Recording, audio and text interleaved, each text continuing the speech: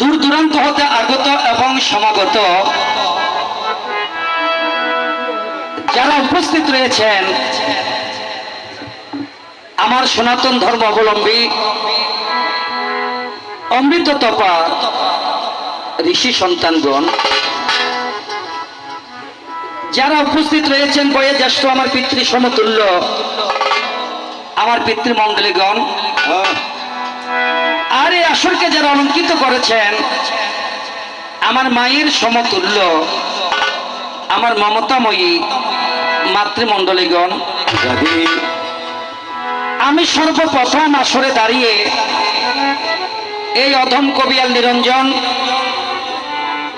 বাংলাদেশ বেতার টেলিভিশন এবং চট্টগ্রাম কবিয়াল সমিতির পক্ষ হতে আপনাদের সকলের যুগল কমল পদ পার্দে একটি ভক্তিপূর্ণ প্রণাম করলাম, জ্ঞাপন করি।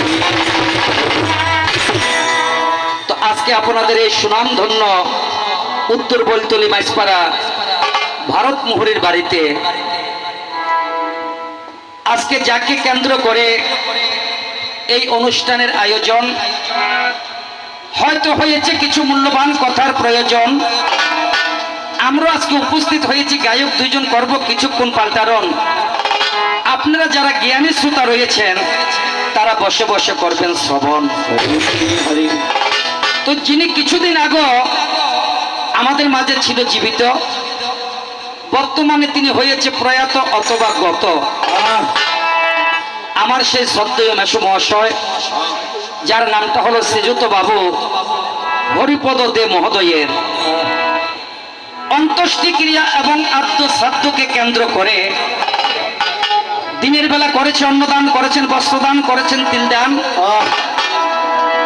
আর এই রাতের বেলা একটি সুন্দর অনুষ্ঠান রেখেছে যার নামটা হয়েছে ধর্মদান। এটাকে ধর্মদান বলা হয় কেন?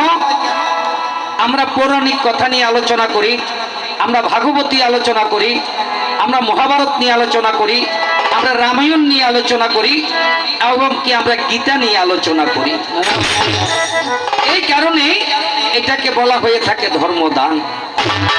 তা আপনারা আমাকে দেখতে পাচ্ছেন, আমি এখনো নবীন হতে পারি না, প্রবীণ। যারা কবি ছিল সত্যেন দত্ত, জসীম নবীন, মহাজ্ঞানী পদে আমার শত সহস্র প্রণতি রয়। আর এই সনাতন ধর্ম নিয়ে গান করতে হলে অনেক অনেক জ্ঞানের প্রয়োজন হয়।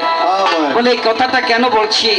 আমার যে ধর্মে রয়েছে 4 বেদ, 14 শাস্ত্র, 18 পুরাণ, 64 বিদ্যা, 114 উপনিষদ এবং 60,000 মুনির, 60,000 গ্রন্থ। তার বাহিরে রয়েছে রামায়ণ, মহাভারত, শ্রীমদ ভাগবত এবং আমার সনাতন ধর্মের একটি শ্রেষ্ঠ গ্রন্থ যার নামটা হয়েছে শ্রীমদ ভগবদ গীতা। আমি যদি মনে মনে চিন্তা করি এই সমস্ত গ্রন্থগুলো পাঠ করে তারপরে না হয় আমি পাল্টা কীর্তন করব, এটা কোনোদিনও সম্ভব হবে না। কারণ আমি আমার এই অল্প বয়সে আমি কতটুকু বা শিখেছি, কতটুকু বা অর্জন করেছি, আর কতটুকু বা আপনাদেরকে শোনাতে পারবো। কারণ আমার মতো ছেলে যারা এখনো হাতে মাঠে মার্বেল খেলে তারা। হরে কৃষ্ণ।